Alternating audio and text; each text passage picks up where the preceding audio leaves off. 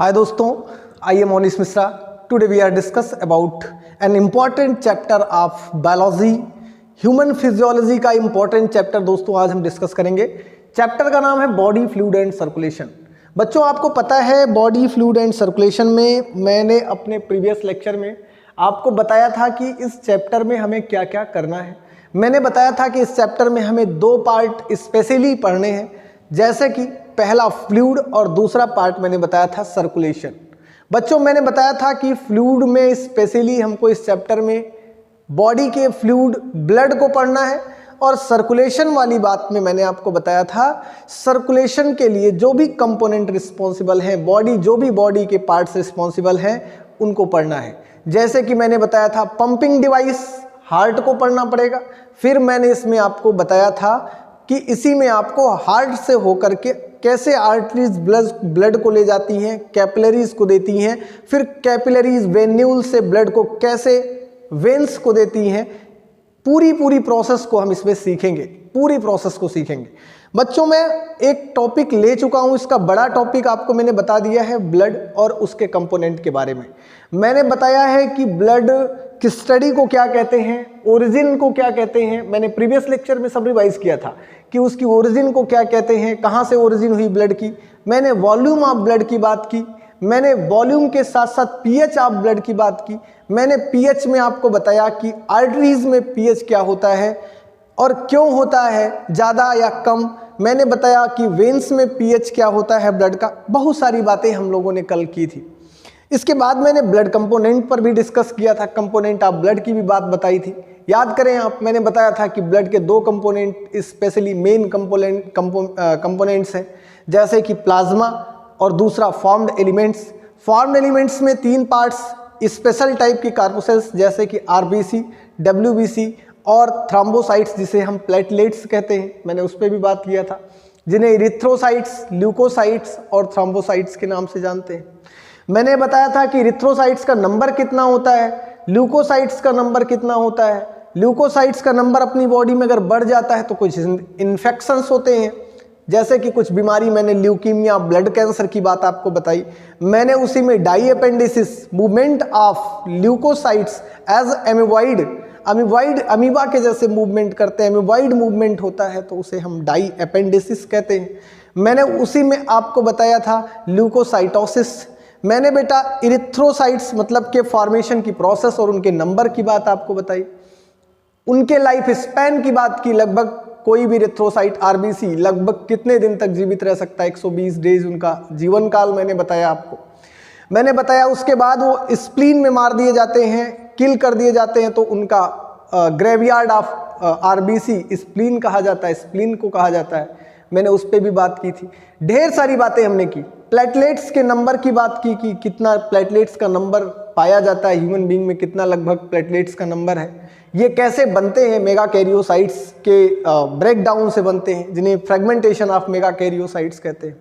Oval shape में होते हैं, और अगर कम हो जाता है प्लेटलेट का नंबर अपनी बॉडी में, एक नॉर्मल वैल्यू से कम हो जाता है, तो उसे हमने एक बीमारी का भी नाम आपको याद करेंगे बताया था, क्या कहते हैं आपको बताया था, थ्रोम्बोसाइटोपिनिया कहते हैं। क्या कहते हैं बच्चों, थ्रोम्बोसाइटोपिनिया कहते हैं।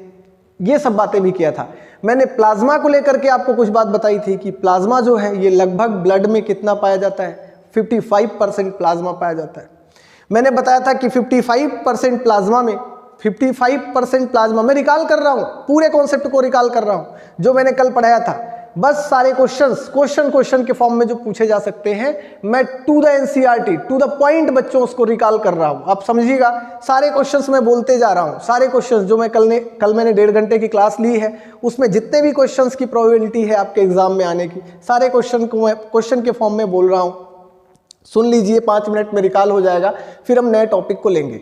मैंने बच्चों इसमें आपको क्या बताया था, प्लाज्मा में याद करिए, आपको बताया था 55% लगभग ब्लड में पाया जाता है, अप्रॉक्सीमेटली 55% इसका डेटा है, याद रखना होगा। 45% फॉर्म्ड एलिमेंट्स, 45% पाए जाते हैं, ये भी बताया था। याद करिए, मैंने बताया कि प्लाज्मा में 3 कंपोनेंट्स होते हैं, सबसे ज़्यादा वाटर पाया जाता है, उससे कम ऑर्गेनिक कंपोनेंट्स होते हैं, फिर इनऑर्गेनिक कंपोनेंट्स होते हैं। मैंने बताया कि ऑर्गेनिक कंपोनेंट्स 8 to 9% होते हैं, ऑर्गेनिक कंपोनेंट्स 8 to 9% होते हैं, इनऑर्गेनिक कंपोनेंट्स 1% होता है। जबकि अगर हम बात करें वाटर के मॉलिक्यूल्स की, तो वाटर का मॉलिक्यूल का जो कंटेंट है वो कितना होता है, मैंने आपको बताया था, अगर आपको याद होगा तो 92% के आसपास वाटर मॉलिक्यूल कंटेंट होता है। ये सारी बातें हमने की थी। फिर बच्चों अगर आपको याद होगा तो मैंने बताया था कि जो इनऑर्गेनिक कंटेंट है इनमें क्या क्या पाया जाएगा, तो ये साल्ट कंडीशन में पाए जाएंगे, साल्ट कंपोनेंट्स या पाए जाएंगे, आयंस पाए जाएंगे। आयंस का कुछ नाम जो ब्लड में पाया जाता है जैसे मैग्नीशियम, सोडियम, क्लोरीन, और मैंने इसी में कैल्शियम की बात भी आपको बताई थी। मैंने आपको साल्ट की भी बात बताई थी, कुछ जो साल्ट्स पाए जाते हैं, इंपॉर्टेंट साल्ट्स के बारे में बताया था। एक इंपॉर्टेंट क्वेश्चन हम लोगों ने किया था टाइप्स ऑफ ल्यूकोसाइट्स को लेकर के। ल्यूकोसाइट्स के टाइप को हमने बताया था, जिसमें से 2 टाइप के ल्यूकोसाइट्स होते हैं। एक को बच्चों आप ग्रेनुलोसाइट्स ल्यूकोसाइट कहते हैं, दूसरा ए ग्रेनुलोसाइट्स होते थे।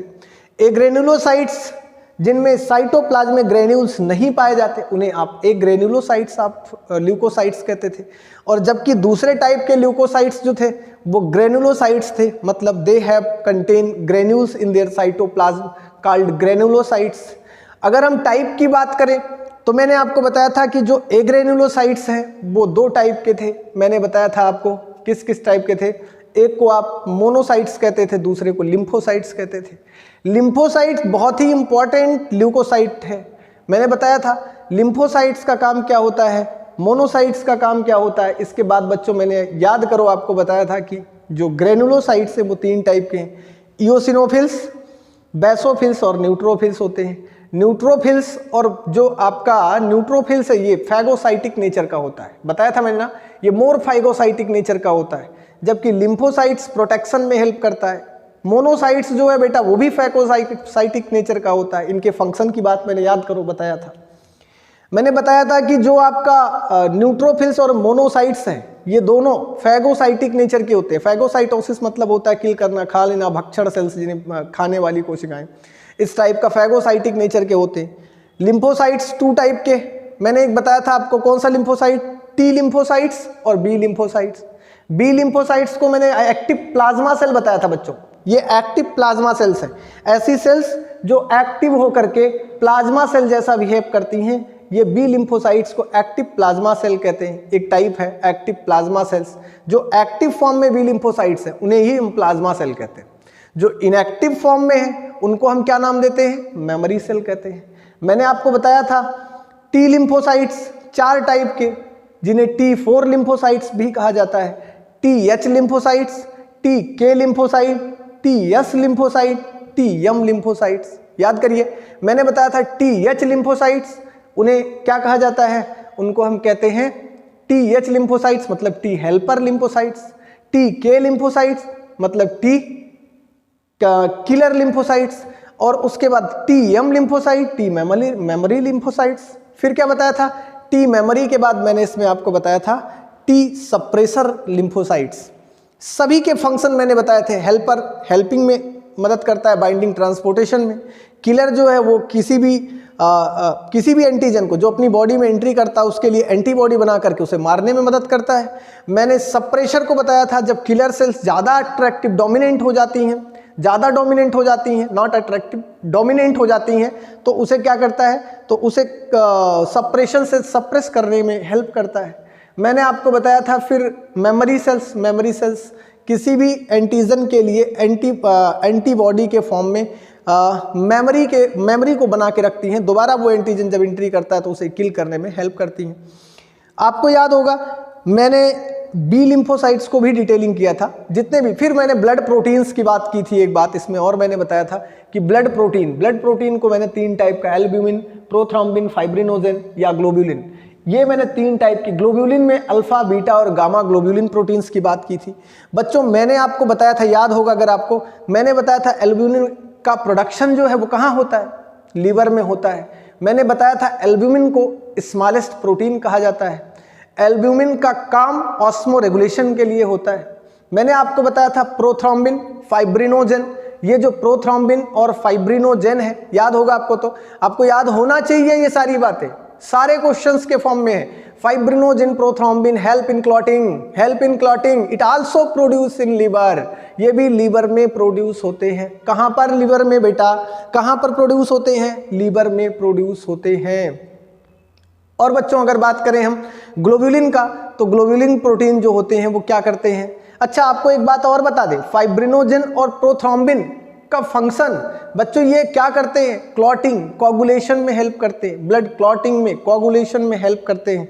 और इसके बाद नेक्स्ट क्वेश्चन, ग्लोब्यूलिन इम्यूनोग्लोब्यूलिन के फॉर्म में, गामा ग्लोब्यूलिन अपनी बॉडी में एंटीजन बना करके एंटीबॉडी के फॉर्म में बॉडी को बॉडी के लिए के प्रोटेक्शन में हेल्प करती हैं, ठीक है ना। फिर मैंने ब्लड के वॉल्यूम में मैंने बताया था कितना ब्लड वॉल्यूम होना चाहिए अपनी बॉडी में। मेल बॉडी में 5 लीटर, फीमेल बॉडी में 4.5 लीटर। टोटल बॉडी वेट का 8% मेल बॉडी में, टोटल बॉडी वेट का 7.5% फीमेल बॉडी में। सारे कॉन्सेप्ट आपके क्लियर होने चाहिए, यहाँ से सारे कॉन्सेप्ट क्लियर होने चाहिए, एक भी क्वेश्चन इधर उधर नहीं, सारे कॉन्सेप्ट क्लियर होने चाहिए बच्चों। इसके बाद मैंने क्या बताया आपको? याद करिए मैंने ब्लड में और क्या बताया? फिर मैंने ब्लड शुगर बताया, ब्लड शुगर बताया। मैंने ये बताया कि अगर ब्लड में शुगर का कंटेंट बढ़ जाता है तो हम उसे क्या कहते हैं? ब्लड में शुगर का कंटेंट बच्चों बढ़ता है तो उसके लिए हम एक टर्म यूज करते हैं हाइपर। आपको पता ही है, बढ़ जाने को हाइपर, घट जाने को हाइपो, और शुगर के लिए एक टर्म यूज करते हैं क्या? मैंने बताया था पहले भी आपको, ग्लाइसीमिया। क्या बताया था? ग्लाइसीमिया। तो आप ग्लाइसीमिया टर्म यूज करते हैं। जब बढ़ जाएगा शुगर कंटेंट तो उसे हम क्या कहेंगे? हाइपरग्लाइसीमिया। जब शुगर कंटेंट घट जाएगा तो उसे क्या बोलेंगे? हाइपोग्लाइसीमिया। क्या बोलेंगे? हाइपोग्लाइसीमिया। सारे क्वेश्चंस तो आपके बन रहे हैं। फिर मैंने यूरिया की बात की थी बेटा, यूरिया की बात की थी। यूरिया की बात कितना बताया था मैंने? 20 to 40 mg पर डेसीलीटर, 20 to 40 mg पर डेसीलीटर मैंने बताया था यूरिया होना चाहिए अपने ब्लड में। कितना होना चाहिए? 20 to 40 यूरिया का कंटेंट भी बताया था मैंने। फिर अपने लोग बात कर रहे थे यूरिया के बाद ब्लड कोलेस्ट्रॉल का। क्या पर बेटा देखेंगे, मैंने ब्लड यूरिया में 20 to 40 mg पर 100 ml ब्लड बताया था। क्या बताया था? पर 100 ml ब्लड। इसका जो क्या कहते हैं यूनिट है वो पर 100 ml ब्लड में देखा गया। किसका? यूरिया का। यूरिया के बाद मैंने फिर क्या बताया था आपको मैंने बताया था बेटा, इसमें यूरिया के बाद कोलेस्ट्रॉल 100 to 150 पर 100 to 150 mg पर डेसीलीटर क्या होना चाहिए? कोलेस्ट्रॉल होना चाहिए। अगर यूरिया कंटेंट बढ़ गया तो फिर क्या होगा? किडनी फेलियर की प्रॉब्लम आएगी। मैंने बताया हाइपर यूरीमिया हो जाएगा, ठीक है ना। ये सारी बातें हम लोगों ने कर ली थी कल के लेक्चर में। आज हम एक नया टॉपिक लेने वाले हैं बच्चों, एक नया टॉपिक डिस्कस करने वाले हैं। बेहतरीन टॉपिक, आपको पता होगा ये बेहतरीन टॉपिक, और इसमें आपका इंटरेस्ट भी आएगा। ये टॉपिक बच्चों क्या है? ये है ब्लड ग्रुप। कौन सा टॉपिक है? Blood group. आज हम करेंगे ब्लड ग्रुप। बच्चों आपको पता है ब्लड ग्रुप, आप कभी भी डॉक्टर के यहाँ जाते हैं तो डॉक्टर बोलते हैं आपका blood group A positive, B positive और ओ, या फिर ए बी, यही आपको 4 ग्रुप मिलते हैं। तो बच्चों इसमें जो हम पढ़ने वाले हैं ब्लड ग्रुप में, आज हम ब्लड ग्रुप ही करेंगे। हम ब्लड ग्रुप में पढ़ेंगे और पॉजिटिव निगेटिव जो डॉक्टर बताते हैं हम पॉजिटिव की बात भी करेंगे, ठीक है ना। पॉजिटिव क्या है बच्चों? आपको पता है कि ब्लड ग्रुप की अगर हम बात करें तो हमारी जो एनसीईआरटी लिखती है, हम उतने ही पढ़ेंगे, उससे ज़्यादा कुछ भी फर्जी चीज़ें नहीं पढ़ना हमें। एनसीईआरटी ने जो सिस्टम बताया है उसमें ब्लड ग्रुप का एक सिस्टम बताया है एबीओ ग्रुपिंग। कौन सा ग्रुपिंग बताया है? ABO grouping. एनसीईआरटी ने बताया है कि एबीओ ब्लड ग्रुपिंग हमको पढ़ना है। कौन सा ब्लड ग्रुपिंग पढ़ना है बेटा? एबीओ पढ़ना है। हम ह्यूमन के ब्लड ग्रुप की बात करेंगे, हम ह्यूमन ब्लड ग्रुप की बात करेंगे। जितना एनसीईआरटी ने लिखा है उतना ही पढ़ना है, क्योंकि नीट में उससे ज़्यादा बेटा पूछा जाना नहीं है। तो सीधा सीधा वही चीज़ें पढ़ेंगे जो हमको सिलेबस में पढ़ना है। वैसे तो बहुत सारे ब्लड ग्रुप होते हैं, लेकिन अपने लिए अपने लोगों को पढ़ना है एनसीईआरटी वाला, एनसीईआरटी के बाहर नहीं चलना। बच्चों मैंने बताया एबीओ ब्लड ग्रुपिंग। दुनिया में जितने भी ब्लड ग्रुप्स आप देखते हैं वो ब्लड ग्रुप क्या होते हैं? या तो भाई ए ब्लड ग्रुप देखते हैं, या आप ह्यूमन ब्लड ग्रुप में बी देखते हैं, या किसी से पूछेंगे तो बोलेगा ए बी है, या क्या बताएगा हमारा ब्लड ग्रुप ओ है। बस यही इतना ब्लड ग्रुप पढ़ते हैं। बच्चों इसको किस वे में हम डिटेक्ट करते हैं कि ब्लड ग्रुप क्या है? कैसे हम जानेंगे किसका ब्लड ग्रुप क्या है? तो आपको एक छोटी सी बात बताएं, आपको पहले ही पता है, मैंने ब्लड पढ़ाया, ब्लड में मैंने कंपोनेंट्स पढ़ाए और कंपोनेंट्स में मैंने आपको एरिथ्रोसाइट्स पढ़ाया। मैंने एरिथ्रोसाइट्स में बताया कि आरबीसी, आपको आरबीसी टर्म सुनना होगा, आप तो अब परिचित हो गए, इंट्रोड्यूस हो गए हैं आरबीसी से। मैंने आपको बताया कि आरबीसी आपके ब्लड का एक कंपोनेंट है, फॉर्म्ड एलिमेंट है। क्या है बच्चों? आरबीसी आपके ब्लड का एक फॉर्म्ड एलिमेंट है, ये आरबीसी है। बाइकॉन्केव शेप में आपको पता है ये आरबीसी है। और बच्चों आपको पता है कि इस आरबीसी के ऊपर, अब आपको समझना होगा, इस आरबीसी के ऊपर ही कुछ स्पेशल टाइप के एक फॉरेन पार्टिकल्स का अपोज करने वाले या फॉरेन पार्टिकल्स पाए जाते हैं। जैसे कह लीजिए कौन, जैसे कौन, उनको हम क्या बोलते हैं? इनको हम बोलते हैं, समझिएगा बच्चों, इनको हम बोलते हैं, इन्हीं को हम बोलते हैं एंटीबॉडी, सॉरी एंटीजन। क्या बोलते हैं? एंटीजन बोलते हैं। क्या बोलते हैं? एंटीजन बोलते हैं। जैसे कि अब हम बताएं, ये आपका आरबीसी है। ये क्या है बच्चों? ये आपका आरबीसी है, सिंपली ये आपका आरबीसी है, ये आरबीसी है। और आरबीसी के ऊपर कुछ पाया गया ऐसा, इसको हम बोलेंगे एंटीजन। क्या बोलेंगे? एंटीजन। ये मान लेते हैं इसका नाम एंटीजन है, इसका नाम है एंटीजन, समझिएगा ये एंटीजन है। बच्चों एक बात क्लियर करनी होगी, अब इस एंटीजन को साइंटिस्ट ने अलग अलग नाम दे दिए। क्या किया? साइंटिस्ट ने अलग अलग नेमिंग कर दिया। जैसे कि मान लो ये एक आरबीसी थी, इसके ऊपर ऐसा एक एंटीजन लगा हुआ था, फिर एक आरबीसी अपने पास ऐसी थी, समझिएगा बच्चों, एक आरबीसी अपने पास ऐसे थी, और इसके ऊपर भी ऐसे ही एंटीजन लगा हुआ था, ऐसे ही एंटीजन लगा हुआ था। चलो भाई इसके ऊपर भी एंटीजन लगा दिया ऐसे। दूसरी आरबीसी बच्चों मैं इधर बनाता हूँ, अपने पास एक आरबीसी ऐसी है जिसके ऊपर भी एंटीजन लगा हुआ है, ऐसे एंटीजन।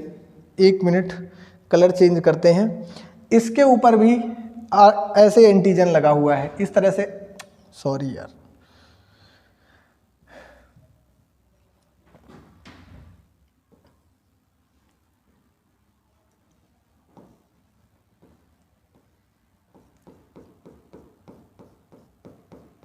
चलिए इसके ऊपर भी एंटीजन लगा हुआ है।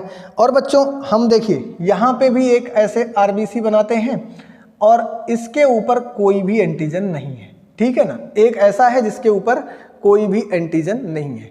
मान लीजिए कि इसके ऊपर जो एंटीजन है ये दो है, ऐसे एक एंटीजन ऐसा लगा हुआ है और एक एंटीजन ऐसा लगा हुआ है इस साइड ऐसा।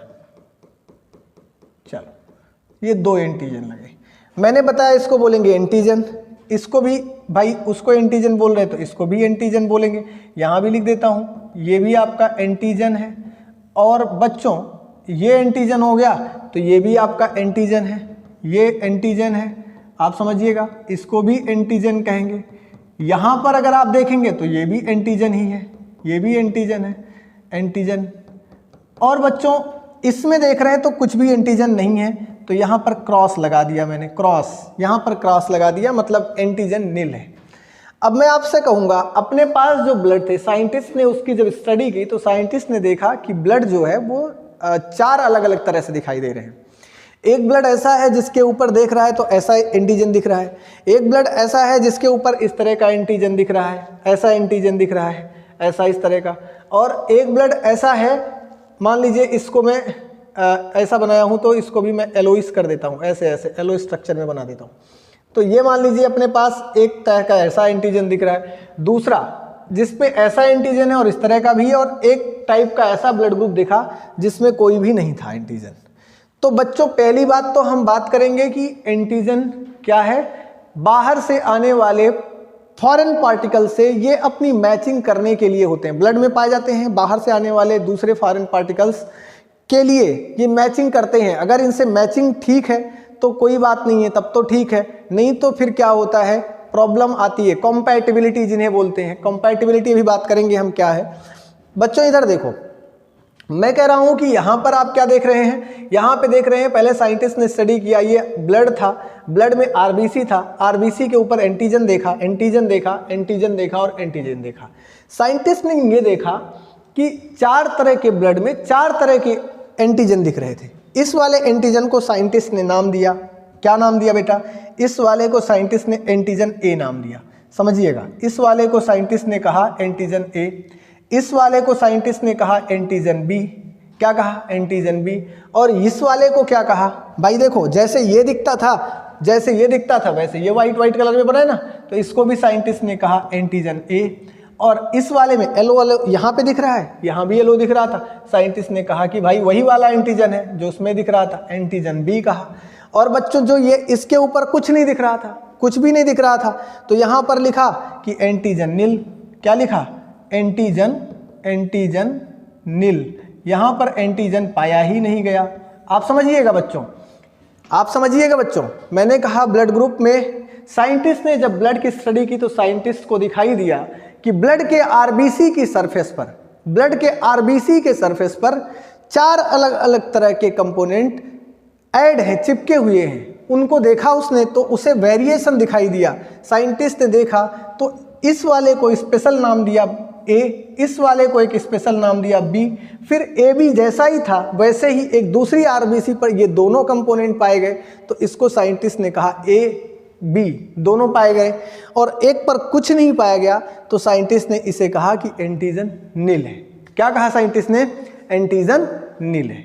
बच्चों अब देखो, इन्हीं एंटीजन के बेस पर, on the basis of adhering of antigen on the surface of antibody, on the surface of RBC, not antibody, on the surface of RBC, scientists gave the name of blood group like that, blood group A, B and AB and O, जिसमें antibody थी।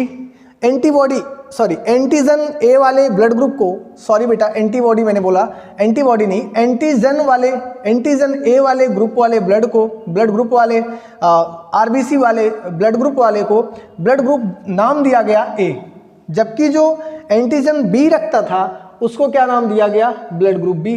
जो दोनों antigen रखता था उसके लिए scientist ने एक नाम दिया ब्लड ग्रुप ए बी, जबकि जिनमें कुछ नहीं था उनको एक स्पेशल नाम दिया। क्या? Blood group O. समझिएगा। तो मैं इसका ब्लड ग्रुप बताऊं, आपको समझना है बेटा। मैं इसका ब्लड ग्रुप लिखूं तो इसका ब्लड ग्रुप जो होगा, इसका वाले का, आप समझिएगा, इसका ब्लड ग्रुप जो होगा बेटा वो होगा, यहां लिखता हूं, ये एंटीजन ए वाले का इसका ब्लड ग्रुप इसका ब्लड ग्रुप जो होगा वो क्या होगा? तो आप कहेंगे कि सर इसका तो ब्लड ग्रुप एंटीजन ए है तो इसका ब्लड ग्रुप ए होगा। क्या होगा? ए होगा। इसका ब्लड ग्रुप एंटीजन बी है इसके पास, तो इसका ब्लड ग्रुप क्या होगा? तो आप कहेंगे सर इसका ब्लड ग्रुप क्या होगा? इसका ब्लड ग्रुप बी होगा। क्या होगा? बी होगा। भैया इसका अभी तो मैं ब्लड ग्रुप बता रहा हूं, बस बाकी चीजें भी हम लोग क्लियर करेंगे, बहुत इजी वे में सब कुछ सीखेंगे। फिर बच्चों अगर हम देख रहे हैं तो इस पे ए एंटीजन और बी एंटीजन दोनों पाया जा रहा है, तो इसका ब्लड ग्रुप क्या होगा? तो हम साइंटिस्ट ने इसको कहा कि इसका जो ब्लड ग्रुप होगा उसका ब्लड ग्रुप क्या होगा? तो इसका ब्लड ग्रुप इन्होंने कहा कि इसका ब्लड ग्रुप जो है उसको हम ए बी कहेंगे। क्या कहेंगे बेटा? ए बी कहेंगे। इसके बाद एंटीजन जहां पर नील है, जहां पर कुछ नहीं है, उसके ब्लड ग्रुप को साइंटिस्ट ने नाम दिया कि इसका भाई ब्लड ग्रुप जो होगा, इसका ब्लड ग्रुप जो होगा वो क्या होगा बच्चों? इसके ब्लड ग्रुप को कहेंगे ओ। क्या कहेंगे? ओ कहेंगे। अभी तक हमने आपको क्या क्या बताया? आप देखिएगा, मैंने बताया ये आपके पास क्या था? ये क्या था बच्चों? समझिएगा, इसको हम कहते हैं आरबीसी। क्या कहते हैं? ये आरबीसी है। बाइकॉनकेव शेप में ये भी आपके पास आरबीसी है। यहाँ पर भी बच्चों आपके पास क्या है? आरबीसी है। और यहाँ पर भी क्या है? आरबीसी है। ये आरबीसी है, ये इसका सरफेस है। यहाँ पर सरफेस ऑफ आरबीसी पर चिपका हुआ, यहाँ लिख देता हूँ मैं, सरफेस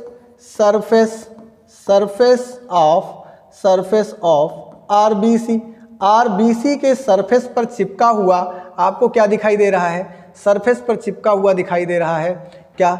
यहाँ पर एंटीजन, और एंटीजन के बेस पर, जिन पर जैसा एंटीजन वैसा उनका ब्लड ग्रुप नाम रखा गया। अब बच्चों बात करेंगे एंटीबॉडी की। किसकी बात करेंगे? एंटीबॉडी की। चलिए, ये हो गया ब्लड ग्रुप। आपको समझ में आ गया होगा कि ब्लड ग्रुप किसे कहेंगे। तो आप कहेंगे कि सर जिसके सरफेस पर, जिस आरबीसी के सरफेस पर जैसा एंटीजन था वैसा ही उसका नाम रख दिया गया, वैसा ही उसका ब्लड ग्रुप रखा गया। ठीक है ना? तो आपको एक टोटल 4 टाइप के ब्लड ग्रुप समझ में आए। नेक्स्ट बात करेंगे बच्चों हम ब्लड ग्रुप के बाद अगला पॉइंट हम लेते हैं, इसी में हमको करना है एंटीबॉडी क्या है। क्या है? एंटीबॉडी। समझिएगा, अब हम लेंगे एंटीबॉडी। एंटीबॉडी हम किन्हें कहेंगे बच्चों? समझेंगे। एंटीबॉडी कुछ और नहीं है, एंटीबॉडी कुछ और नहीं है।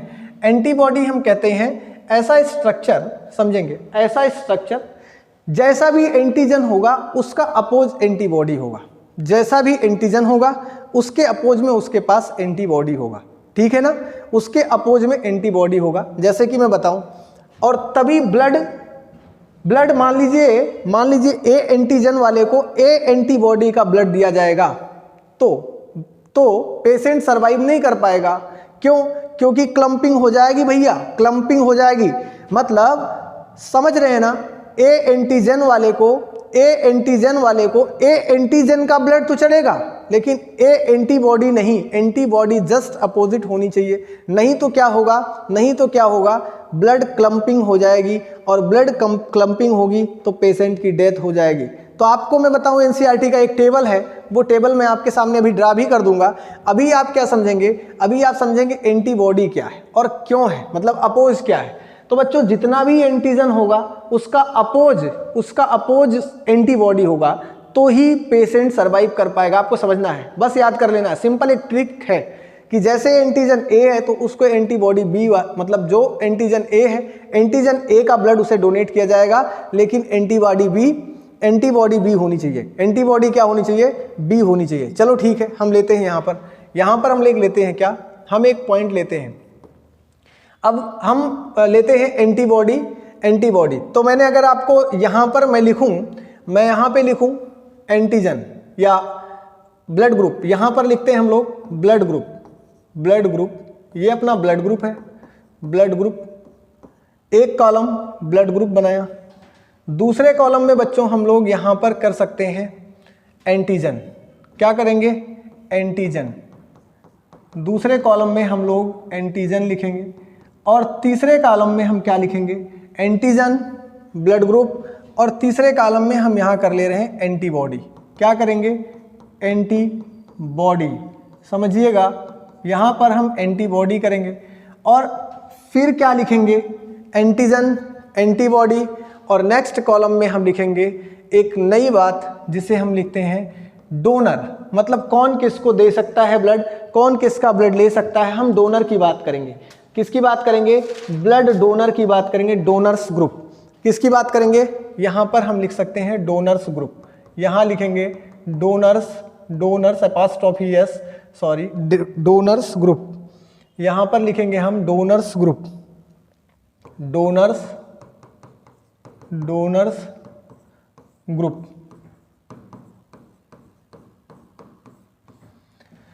बच्चों समझो, ब्लड ग्रुप, मैं ब्लड ग्रुप आपके सामने कर रहा हूं। इधर blood group A, blood group मैंने बता दिया है आपको कितने टाइप के होंगे, B, blood group A B, blood group ओ।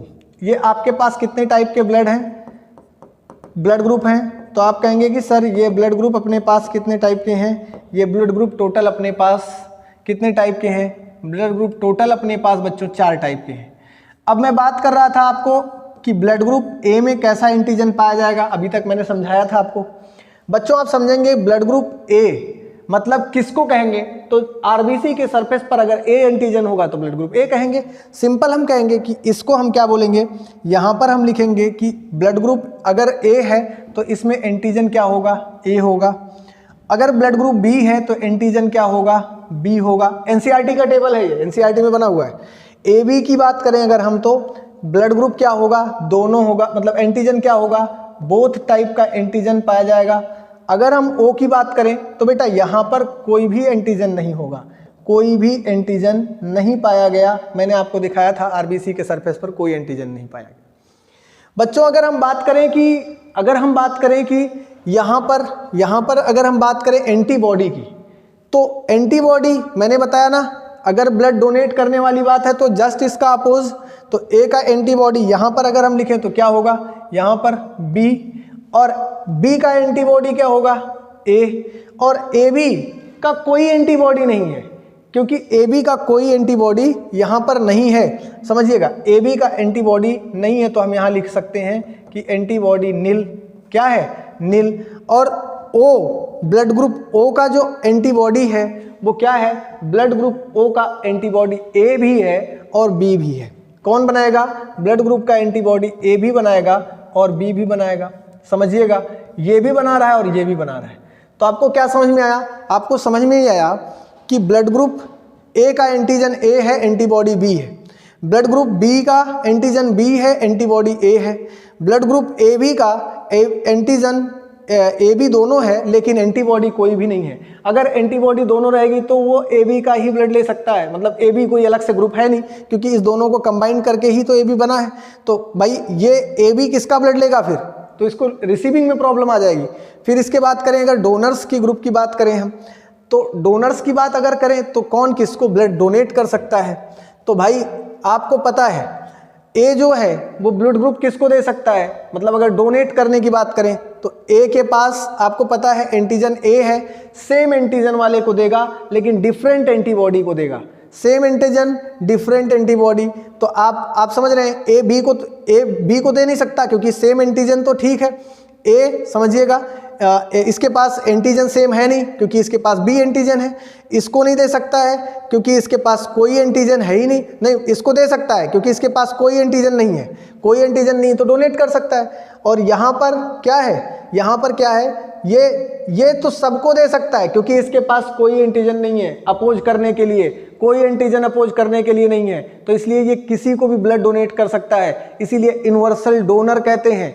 ओ को क्या कहते हैं, यूनिवर्सल डोनर कहते हैं। इसके पास कोई एंटीजन नहीं है भैया, इसलिए ये और एंटीबॉडी ए भी है बी भी है, तो ये किसी को भी डोनेट कर सकता है। दूसरी बात अगर हम करें कि ए बी कौन किसको दे सकता है ब्लड, ए बी किस को डोनेट कर सकता है, तो भाई आपको पता है कि इसके पास ए बी के पास एंटीबॉडी कोई है ही नहीं, नील है, ठीक है ना, जबकि एंटीजन दोनों हैं, तो इसलिए ये एक्सेप्ट कर सकता है किसका, ब्लड ग्रुप ए का भी ब्लड ग्रुप बी का भी ब्लड और ब्लड ग्रुप ओ का भी ब्लड ले सकता है, क्योंकि इसके पास कोई एंटीजन नहीं है तो इसका भी ब्लड मतलब एक्सेप्ट कर सकता है। इसलिए ए बी को क्या बोलते हैं, यूनिवर्सल एक्सेप्टर बोलते हैं, जबकि ओ को क्या बोलते हैं, यूनिवर्सल डोनर बोलते हैं। ब्लड ग्रुप ओ को क्या बोलते हैं, यूनिवर्सल डोनर बोलते हैं, और ए बी को क्या बोलते हैं, ब्लड ग्रुप ए बी को बोलते हैं क्या, यूनिवर्सल एक्सेप्टर बोलते हैं। क्यों, स्टेटमेंट समझिएगा, A B does not have any antibody, कोई भी एंटीबॉडी नहीं रखता, so they can accept to all group of blood, सभी ग्रुप ऑफ ब्लड, ए को बी को भी और ओ को भी ले सकता है। O does not have any antibody, sorry antigen, कोई एंटीजन नहीं रखता, so it can provide, ये दे सकता है, so it gave to all group of blood, सारे ब्लड ग्रुप आपको ब्लड दे सकता है, सारे ब्लड ग्रुप को ब्लड दे सकता है। तो आपको ये बात समझ में आई। अब अगर हम ले ले तो ए कौन किसको देगा, तो ए सिंपल किसको देगा, ए को देगा, और ए किसको देगा, ए को देगा और किससे लेगा, मतलब ए को दे सकता है, ए से ले सकता है, और किससे ले सकता है, तो ये भाई ओ से भी ले सकता है। अगर डोनर्स रिसीवर्स की बात करें तो ए यहाँ पर ब्लड ग्रुप ए वाला ए से ले सकता है, और किससे ले सकता है, तो सिंपली कहेंगे सर ए से भी ले सकता है, ओ से भी ले सकता है, ठीक है ना, सेम मामला है। ये बी से ले सकता है, बी को दे सकता है, और किससे ले सकता है, ओ से भी ले सकता है, ठीक है ना। ए बी किसको ले दे सकता है, तो आपको बताया ए से ले सकता है, बी से ले सकता है, ब्लड ग्रुप ए बी का भी ब्लड ले सकता है, ओ का भी ब्लड ले सकता है, ए बी और ओ का भी ब्लड ले सकता है, ठीक है ना। और इसके बाद ओ की बात करी जाए तो बेटा ओ किसको ब्लड देगा, ओ ब्लड किसको देगा, तो आपको कहते हैं सर्वदाता है, सबको दे सकता है, डोनर है तो ओ को दे सकता है, और ओ से ले सकता है और दे सबको सकता है। लेने के लिए ओ ही है क्योंकि इसके पास एंटीबॉडी ए बी है, तो ठीक है ना। आप ओ ब्लड ग्रुप, ये आपका मामला समझ में आ गया होगा। Universal donor, universal acceptor, blood group A B and O, बस इतने मामले में इतनी सी बात है। एनसीईआरटी में यही वाली बात लिखी हुई है, आपको इतनी बातें समझ में आनी चाहिए। एंटीबॉडी क्या है, एंटीजन क्या है, ग्रुप ब्लड ग्रुप क्या है। कुछ नहीं समझ में आए तो एक बात याद रखना, same antigen different antibody, same antigen different antibody, same antigen different antibody, same antigen different antibody. इसके अलावा कुछ भी नहीं टेंशन लेना, सारे क्वेश्चंस आपके लग जाएंगे। बच्चों इसके बाद अगर हम लेते हैं तो इसके बाद एक टॉपिक अपना है RH फैक्टर का। हालांकि डोनर और रिसीवर का कॉन्सेप्ट आपको समझ में आ गया होगा और ये आप पहले से भी पढ़ते आए होंगे, इसमें कोई बहुत ये नहीं है कि रॉकेट साइंस पढ़ना है आपको बहुत बड़ी बात है, ऐसा कुछ है नहीं। अब बात करेंगे नेक्स्ट हम RH फैक्टर की। बच्चों एक टॉपिक अपना आता है RH फैक्टर। देखो RH फैक्टर, इसके बाद हम क्या लेते हैं RH फैक्टर। क्या है RH फैक्टर? बच्चों आपको पता है, अगर हम बात करते हैं RH फैक्टर की तो RH फैक्टर क्या है? बच्चों RH फैक्टर एक स्पेशल टाइप की एंटीबॉडी थी, बस ऐसे समझिए। RH फैक्टर एक स्पेशल टाइप की एंटीबॉडी थी जिसको सबसे पहले ऑब्जर्व किया गया था एक मंकी में। कहां पर ऑब्जर्व किया गया था? सबसे पहले एक मंकी में ऑब्जर्व किया गया था। उस मंकी का नाम था रीसस। क्या नाम था? रीसस नाम था।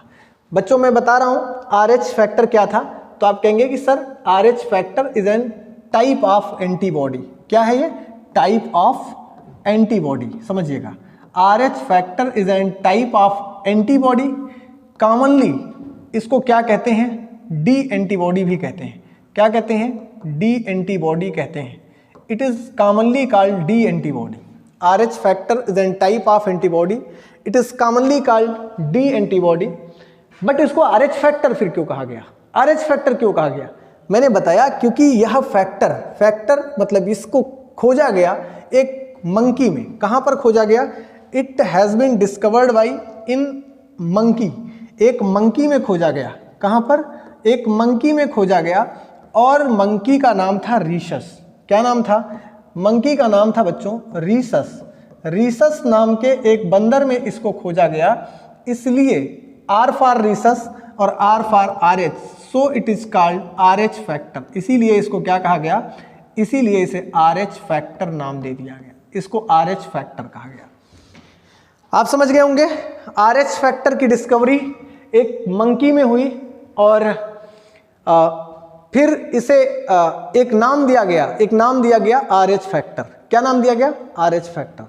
अगर हम बात करें तो ये RH फैक्टर अपने भी ब्लड में है, अपने ब्लड में भी है, लेकिन इसका नेचुरली कोई भी एंटीबॉडी नहीं है।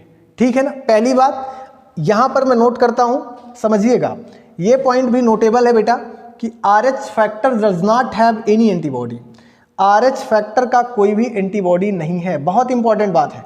RH factor does not have any antibody, ये नहीं रखता है, does not have any antibody. समझिएगा, इसका कोई भी एंटीबॉडी नहीं है बच्चों, इसका कोई भी एंटीबॉडी है ही नहीं।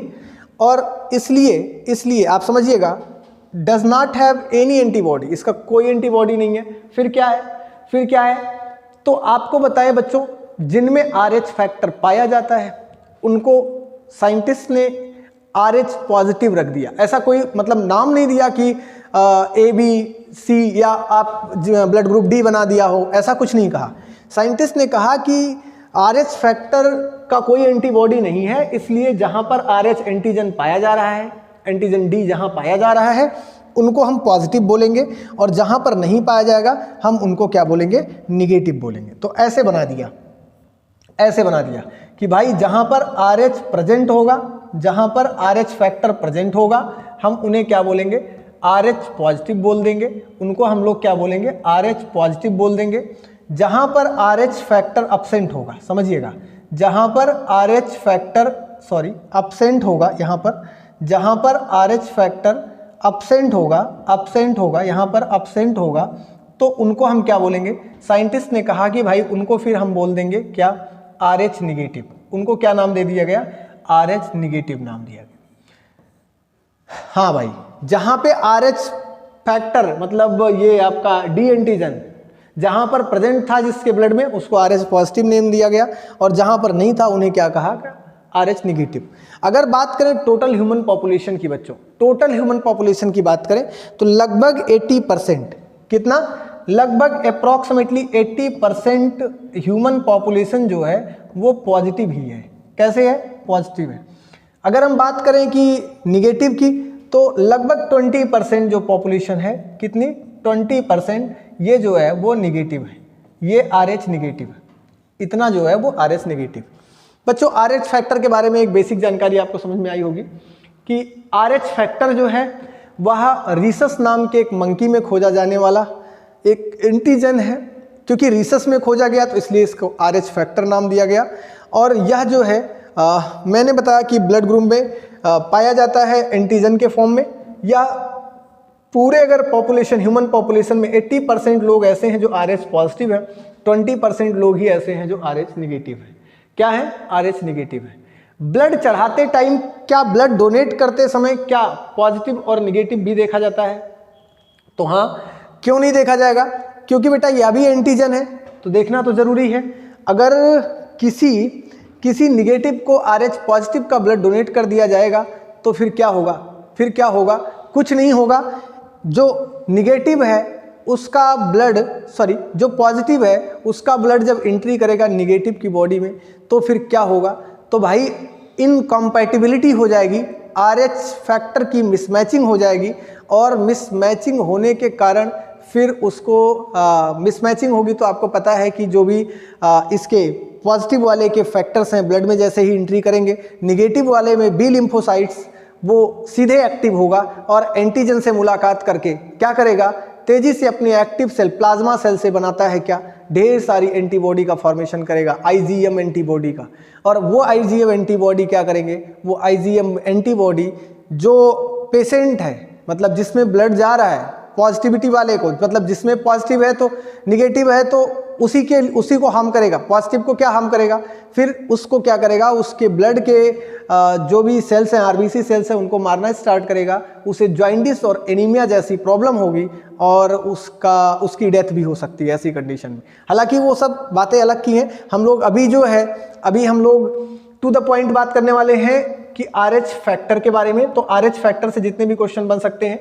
टाइप ऑफ एंटीबॉडी है बच्चों, मंकी में खोजा गया, रीसस मंकी में, इसलिए इसे RH फैक्टर नाम दिया गया।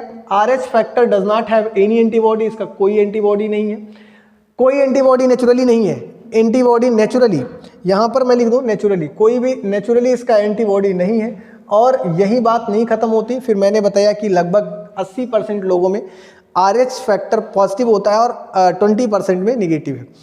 फिर अब बात करते हैं अपने यहाँ RH इनकम्पैटिबिलिटी, एक टॉपिक है RH इनकम्पैटिबिलिटी। किसमें है? अपने बुक में दिया गया है RH इनकम्पैटिबिलिटी। समझिएगा, RH इनकम्पैटिबिलिटी, RH इनकम्पैटिबिलिटी समझिएगा। RH इनकम्पैटिबिलिटी क्या कहता है? भाई देखो, RH इनकम्पैटिबिलिटी क्या कहता है तो आप समझेंगे। RH इनकम्पैटिबिलिटी का मतलब है, अगर नहीं इनकम्पैटिबिलिटी से प्रॉब्लम हो रही तो आप मिसमैचिंग कह सकते हैं। मतलब कि RH फैक्टर की अगर मिसमैचिंग होती है तो क्या हो जाएगा? तो भाई आपको पता है, वैसे इसका आपकी बुक में जो लिखा हुआ एग्जाम्पल वो एक मदर और उसके फीटस, उसके एम्ब्रियो के बारे में बताया गया है। एम्ब्रियोनिक डेवलपमेंट में डेवलप हो रहे बच्चे के बारे में बताया गया है कि उनका ब्लड अगर मिक्स हो गया तो क्या होगा। अगर मैं उस अपने NCERT के टॉपिक की बात करूं तो अपने NCERT में जो लिखा हुआ है उसमें कंडीशन बताई गई है किसी बच्चे के, मतलब किसी मदर के फर्स्ट बेबी के, किसकी बात की गई है? फर्स्ट बेबी के और दूसरे बेबी के, सेकंड बेबी के कंडीशन के बारे में। फर्स्ट बेबी में और सेकंड बेबी के कंडीशन की बात की गई है। सेकंड बेबी के कंडीशन की बात की गई। सेकंड बेबी और फर्स्ट बेबी, किसी भी व्यक्ति के, मतलब मदर के फर्स्ट बेबी और सेकंड बेबी में क्या डिफरेंस आएगा, मैं अभी इस टॉपिक को नहीं लेता हूँ यहाँ पे। बस मैं आपको इतना बताता हूँ कि आप समझिएगा RH इनकम्पैटिबिलिटी जो ये बताया गया है, वो एग्जाम्पल जो बुक में दिया गया है वो एक प्रेग्नेंट मदर को और उसके बच्चे को लेकर के बताया गया है। समझिएगा, मैं आपको बताऊं अपनी पहले NCERT का मैं समराइज वे में एक आपको समरी समझाता हूं, फिर मैं बोर्ड पे क्लियर करूंगा। बुक में जो लिया है बेटा वो बताया गया है कि एक प्रेग्नेंट मदर है जो कि RH निगेटिव है। क्या है? RH निगेटिव है, और उसका बच्चा RH पॉजिटिव है। बच्चा क्या है? RH पॉजिटिव है। ऐसा माना गया है, ऐसा हर जगह नहीं पे अप्लाई करना है कि सारी प्रेग्नेंट मदर जो होंगी वो निगेटिव होंगी, बच्चा पॉजिटिव होगा। आपको ये माना गया है, ऐसे बुक में लिखा गया है कि अगर माँ RH निगेटिव है और उसका बच्चा RH पॉजिटिव है तो तो क्या होगा? तो भाई कुछ नहीं होगा। अगर माँ समझिएगा, माँ जो है वो RH नेगेटिव है और बच्चा RH पॉजिटिव है, तो पहले बेबी को कोई भी प्रॉब्लम नहीं आने वाली है। क्यों नहीं आने वाली है? क्योंकि माँ का जो आपका RH फैक्टर है, माँ के अंदर जो है वो RH फैक्टर जो है वो तो निगेटिव है, बच्चे में पॉजिटिव है। तो बच्चे वाला फैक्टर जब माँ में एंट्री करे तो माँ के अंदर निगेटिव फैक्टर RH निगेटिव के नंबर बढ़ेंगे, और जब माँ के अंदर RH निगेटिव के नंबर बढ़ेंगे तो निगेटिव जैसे एंट्री करेगा फिर बी लिम्फोसाइट्स बनाएंगे डिफरेंट टाइप की एंटीबॉडी उसके लिए, और वो डिफरेंट टाइप्स की एंटीबॉडी क्या करेंगी, उस जो फर्स्ट बेबी है उसको तो हार्म नहीं कर पाएंगी, लेकिन जो सेकंड बेबी कंसीविंग होगी उसमें उस बच्चे को जॉइंडिस व एनीमिया होगी, जिससे एम्ब्रियोनिक फिटल कंडीशन में बच्चा मारा जाएगा। सेकंड बेबी जॉइंडिस और एनीमिया के कारण मर जाएगा। इसे ही इरिथ्रोब्लास्टोसिस फिटालिस कहते हैं, इरिथ्रोब्लास्टोसिस फिटालिस कहते हैं। पूरी केस को अब मैं आपको समझाने वाला हूं। पहले मैं इनकॉम्पैटिबिलिटी बताऊंगा, फिर मैं बताऊंगा इरिथ्रोब्लास्टोसिस फिटालिस। पहले केस में आप समझेंगे RH इनकॉम्पैटिबिलिटी। बच्चों अगर मैं एक एग्जांपल लूं अपने पास, जैसे कि ये मान लीजिए कोई एक एग्जांपल है, ऐसा एक एग्जांपल है, और ये मान लो कोई यूट्रस है, किसी माँ का कोई यूट्रस है, और इस यूट्रस में डेवलप हो रहा है, ये यूट्रस है, समझेंगे यूट्रस है, और यूट्रस से लगा हुआ ये वाला पार्ट जो बना रहा हूँ, ये वाला एक प्लेसेंटा है। क्या है? प्लेसेंटा। प्लेसेंटा से सीधे यहाँ पर ऐसे इस फॉर्म में जो डेवलप हो रहा है, सॉरी इसको मैं थोड़ा और छोटा बनाता हूँ,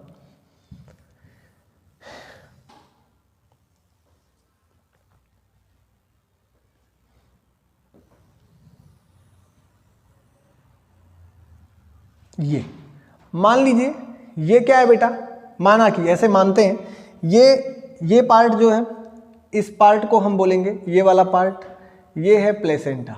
क्या है? प्लेसेंटा। ये प्लेसेंटा है। दूसरा पार्ट ये जो डेवलप हो रहा है, ये डेवलपिंग एम्ब्रियो है। क्या है? एम्ब्रियो है, या इसको आप फिटस कह सकते हैं, ये एम्ब्रियो है। और ये जो आपको स्ट्रक्चर दिखा है, ये वॉल ऑफ यूटरस है।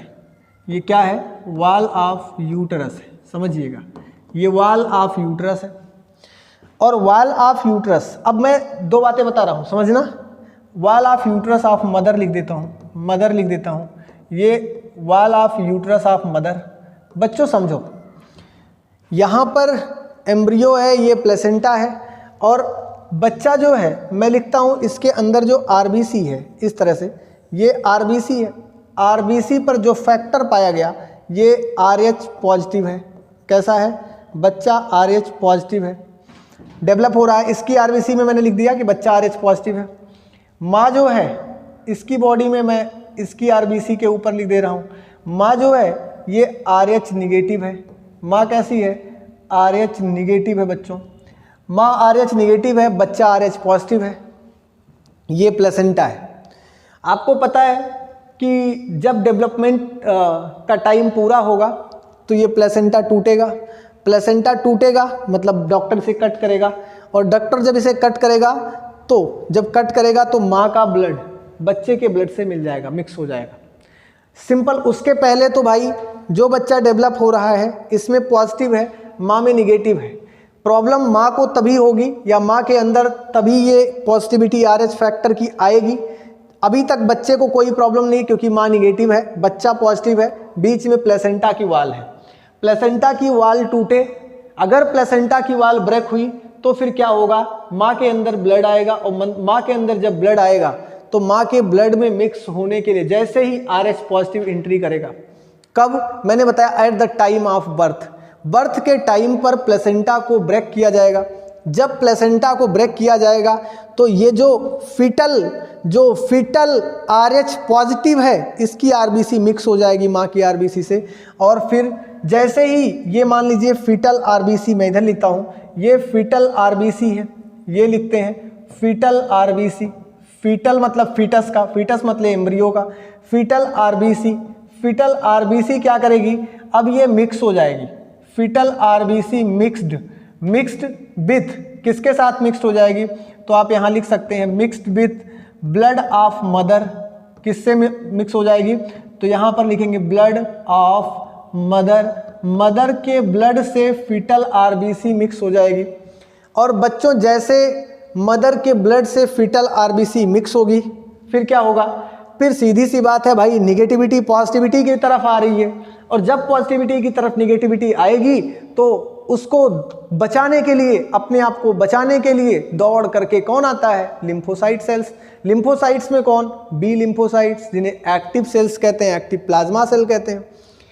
फीटल ने जैसे फीटल का निगेटिव RH फैक्टर जैसे ही माँ के अंदर एंट्री करेगा, वैसे ही दौड़ करके इसको पकड़ने के लिए कौन आएगा, बी लिम्फोसाइट दौड़ेगा। बी लिम्फोसाइट इस निगेटिव के पास आएगा, कौन आएगा, तो यहाँ मैं लिखता हूँ बी लिम्फोसाइट्स। यहाँ पर रनिंग करता हुआ बी लिम्फोसाइट सेल्स आएगा बच्चों, कौन आएगा, बी लिम्फोसाइट्स आएगा। और बी लिम्फोसाइट क्या करेगा, बी लिम्फोसाइट एक्टिव हो जाएगा। और जब एक्टिव होगा तो आपको पता है बी लिम्फोसाइट टू फॉर्म में एक्टिव होता है ना। अगर एक्टिव होगा, समझिएगा, अगर एक्टिव होगा तो अब यहाँ पर मैं दिखाता हूँ, समझिएगा। बी लिम्फोसाइट्स एक्टिव हो जाएगा, यहाँ पर देखिएगा बी लिम्फोसाइट्स एक्टिव फॉर्म में आएगा या इनएक्टिव फॉर्म में, दो कंडीशन हो सकती है इसके पास। तो बच्चों एक फॉर्म ये है कि जब बी लिम्फोसाइट्स एक्टिव होगा, और एक फॉर्म ये है कि जब बी लिम्फोसाइट्स इनएक्टिव होगा। इनएक्टिव सेल्स आपको पता है कि बी लिम्फोसाइट्स की 2 टाइप की सेल होती है, एक एक्टिव सेल होती है, दूसरी इनएक्टिव सेल्स होती हैं। तो जैसे ही बी लिम्फोसाइट आएगी निगेटिव के पास, ये एक्टिव सेल्स फंक्शन में आएंगी। और एक्टिव सेल जब फंक्शन में आएंगी तो ये क्या करेंगी, इन्हीं को आप क्या बोलते हो, प्लाज्मा सेल भी बोलते हो।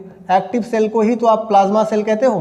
प्लाज्मा सेल्स फंक्शन में आएंगी और फंक्शन में आते ही ये बनाना स्टार्ट कर देंगी, क्या, ये बनाना स्टार्ट कर देंगी, क्या, यही बनाना स्टार्ट कर देती हैं एंटीबॉडी। क्या बनाना स्टार्ट करती हैं, एंटीबॉडी का फॉर्मेशन करना स्टार्ट कर देती हैं। और यही एंटीबॉडी जो है, ये एंटीबॉडी क्या है, ये एंटीबॉडी भाई, ये एंटीबॉडी क्या है, यही एंटीबॉडी क्या कहते हैं। और ये एंटीबॉडी का क्वेश्चन कई बार आया हुआ कि ये एंटीबॉडी का टाइप क्या है। फिलहाल 11th में तो नहीं है ये, लेकिन 12th में ये टाइप्स ऑफ एंटीबॉडी का क्वेश्चन है। तो आप जानते रहिएगा किस टाइप की एंटीबॉडी, एक्टिव या प्लाज्मा सेल्स जो एंटीबॉडी बना रही है वो एक स्पेशल टाइप का एंटीबॉडी बनाती है, जिसका नाम मैं लिख देता हूं IgM। इस एंटीबॉडी का नाम है IgM टाइप का एंटीबॉडी बनाता है।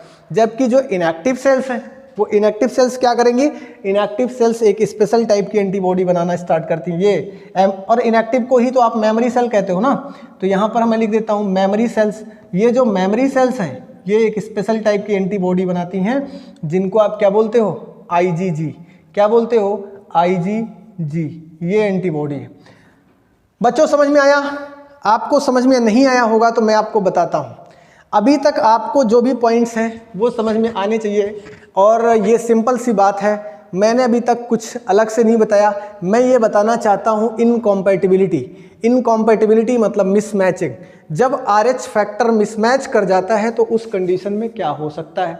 मैंने आपको बताया कि किसी भी प्रेग्नेंट मदर के अंदर जब RH निगेटिव फैक्टर वाला फीटस डेवलप हो रहा होता है, तो उस समय जब RH निगेटिव फैक्टर वाला फीटस डेवलप हो रहा होता है, तो उस समय तो कुछ नहीं होना है, क्योंकि भाई उस समय प्लेसेंटा है बीच में। प्लेसेंटा है तो कोई प्रॉब्लम नहीं आनी है। लेकिन जब प्लेसेंटा क्या होगा, ब्रेक होगा, तब माँ के ब्लड से मिक्स हो जाएगा इसका फीटस का ब्लड, और माँ के अंदर एंट्री कर जाएगा RH निगेटिव वाला ब्लड के साथ साथ RH फैक्टर वाला RBC। और जैसे ही बच्चों एंट्री करेगा, वह जैसे ही एंट्री करेगा माँ के आरबीसी, माँ के ल्यूकोसाइट सेल्स जो हैं उनके बी लिम्फोसाइट्स एक्टिव फॉर्म में आएंगे, प्लाज्मा सेल्स बनेंगी और प्लाज्मा सेल्स जो हैं ये एंटीबॉडी फॉर्मेशन करेंगी और इनएक्टिव फॉर्म में मेमोरी सेल्स भी एंटीबॉडी का फॉर्मेशन करेंगी। इतनी बात आपको समझ में आना चाहिए। क्यों करने के लिए? अब ये एंटीबॉडी जो है बच्चों जब दोबारा कभी निगेटिविटी अंदर आना चाहेगी तो ये एंटीबॉडी उन्हें तुरंत ब्रस्ट कर देंगी, मार देंगी, उनके आरबीसी को किल कर देंगी। अब फर्स्ट केस में, पहला केस ये था, पहले बच्चे के केस में यहां से प्लेसेंटा काट दिया गया, मां निगेटिव है, मां का ब्लड अगर बच्चे में मिला भी तो बच्चे को कोई नुकसान नहीं होगा। लेकिन बच्चों अब बच्चे का ब्लड मां में चला गया है, इसलिए क्या है ना, इसलिए मां के अंदर जो निगेटिव RH निगेटिव फैक्टर उसके लिए एंटीबॉडी बन के तैयार पहले से तैयार है। अब अगर दूसरी केस में अगर यहां पर माँ अब RH निगेटिव हो गई, अब इसका ब्लड अगर बच्चे में मिक्स होगा तो ये बच्चा, इसके लिए एंटीबॉडी बना हुआ है, आप पता है ना, इसके लिए पहले ही एंटीबॉडी बना हुआ है। होता क्या है कि फर्स्ट केस में तो बच्चा सेव हो गया, बच गया, लेकिन कभी कभी क्या होता है, इस टाइम अगर प्रैक्टिकल वे में देखा जाए तो प्रैक्टिकल वे में कभी कभी क्या होता है, at the time of 7th 8th और 9th मंथ में ये प्लेसेंटा टूटने के डर से डॉक्टर पहले से ही इसका इंजेक्शन दे देता है, जिससे यहाँ का जो डर है कि प्लेसेंटा के ब्रेक होने से ब्लड के मिक्सिंग का, तो यहाँ पर मैं आपको बताऊं जो IgM एंटीबॉडी बनता है, ये IgM एंटीबॉडी इतना हार्मफुल नहीं है, क्योंकि ये IgM एंटीबॉडी लार्ज साइज के होते हैं, ये वाल को, ये मेम्ब्रेन को क्रॉस नहीं कर पाते, ठीक है ना। लेकिन जो ये IgG एंटीबॉडी बनते हैं बच्चों, ये बहुत ही स्मॉलेस्ट एंटीबॉडी हैं और ये मेम्ब्रेन को क्रॉस करके चले जाते हैं और फिटस में एनीमिया और जॉइंडिस, दोबारा सेकंड बेबी जो होगा उसको जॉइंडिस और एनीमिया काज करेंगे, जिससे second baby can not survive in their mother of uterus, अपने माँ के यूट्रस में सर्वाइव नहीं कर सकता है एंड किल देम, और वो मारा जाता है, ठीक है ना। तो आपको ये बात समझ में आई, RH इनकम्पैटिबिलिटी, कैसे RH फैक्टर का इनकम्पैटिबिलिटी मिसमैचिंग होता है और मिसमैचिंग होने से फिर क्या प्रॉब्लम आ सकती है। तो पहली बात तो भाई इसको बता दिया, और इसके बाद मैं आपको एक बात बता देता हूँ। सेकेंड बेबी में मैंने बताया, सेकेंड बेबी में क्योंकि माँ के पास अब ये जो IgM और IgG बना हुआ है, ये IgG स्मॉलेस्ट एंटीबॉडी है, यही एंटीबॉडी जो मदर के अंदर बनी है, ये दोबारा सेकेंड बेबी के केस में बच्चे में इंटर कर जाती है और बच्चे को फिर क्या करती है, जॉइंडिस और एनीमिया जैसी बीमारी करने के बाद, जैसे कि उसके आरबीसी को ब्रस्ट करना स्टार्ट करती है, ब्रेक करना, और फिर बच्चे में जॉइंडिस और एनीमिया होता है, बच्चे की डेथ हो जाती है, एम्ब्रियोनिक स्टेज में ही बच्चे की डेथ हो जाती है। बच्चों इसके बाद अगर हम बात करें तो नेक्स्ट पॉइंट हमारा जो इंपॉर्टेंट है कि इसका सर जी क्या ट्रीटमेंट है, तो बच्चों इसका सबसे बेस्ट ट्रीटमेंट है जो अपनी NCERT ही लिखती है, रोगम एंटीबॉडी लिखते हैं उसको। क्या लिखते हैं? ट्रीटमेंट के लिए प्रिवेंशन जो है, वो प्रिवेंशन जो है उसको आपको मैं यहाँ लिख देता हूँ, उसको लिखते हैं रोगम एंटीबॉडी। कौन सी एंटीबॉडी बच्चों? तो रोगम एंटीबॉडी। प्रिवेंशन में, प्रिवेंशन जानते रहेंगे, इसका जो प्रिवेंशन है वो है एक स्पेशल टाइप की एंटीबॉडी दी जाती है। क्या दी जाती है? रोगम एंटीबॉडी, मतलब रोगम RH एंटीबॉडी लिखते हैं उसको, रोगम RH एंटीबॉडी। RH फैक्टर के लिए एक रोगम नाम का इंजेक्शन, जिसे हम कहते हैं रोगम RH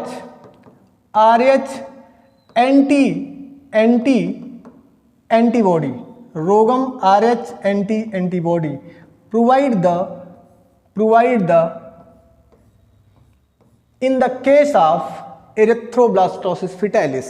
बच्चों एरिथ्रोब्लास्टोसिस फिटालिस के केस में, इस पूरी बीमारी में जिसमें बच्चा मारा जाता है, इस कंडीशन को, यूट्रस में बच्चे को मारा जाता है, मतलब मार दिया जाता है, तो इस पूरी केस को क्या कहते हैं? इस पूरी बीमारी को एक नाम देते हैं एरिथ्रोब्लास्टोसिस फिटालिस। मैं अगले पेज पे लिख देता हूं, देखोगे आपसे ये पूछा जा सकता है, तो आप जानते रहिएगा पूरे इस डिजीज को क्या कहते हैं हम, इसको कहते हैं इरिथ्रो, लिख करके आता है blastocyst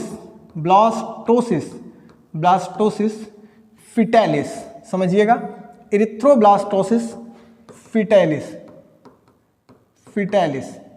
erythroblastosis fetalis is a disease in which fetus is killed by the IgG antibody of mother in their embryo में ही मार दिया जाता है, कॉल्ड इरिथ्रोब्लास्टोसिस फिटैलिस। ऐसी कंडीशन को क्या बोलते हैं? इरिथ्रोब्लास्टोसिस फिटैलिस कहा जाता है। फिटैलिस, फिटस मतलब बच्चा, फिटैलिस मार दिया जाता है। इरिथ्रोब्लास्टोसिस, इरिथ्रोस का मतलब आरबीसी, आरबीसी के ब्रेकडाउन के बाद, आरबीसी का ब्रेकडाउन कौन करता है? जो एंटीबॉडी जाती हैं वो आरबीसी को ब्रेक करती हैं, जिससे बच्चे को जॉइंडिस और एनीमिया होता है। By causing the jaundice and anaemia, क्या काज करके? एनीमिया और जॉइंडिस काज करके उसको मार देते हैं। सिंपल सी बात है, बस इसमें कोई बहुत ज़्यादा नहीं है। अब आपको समझ में आ गया होगा कि इरिथ्रोब्लास्टोसिस फिटैलिस क्या है। तो इरिथ्रोब्लास्टोसिस से बचने का प्रिवेंशन मैंने आपको पहले ही बता दिया है, मैं फिर से यहाँ लिख देता हूँ, रोगम एंटीबॉडी। कौन सा? रोगम एंटीबॉडी, रोगम एंटीबॉडी,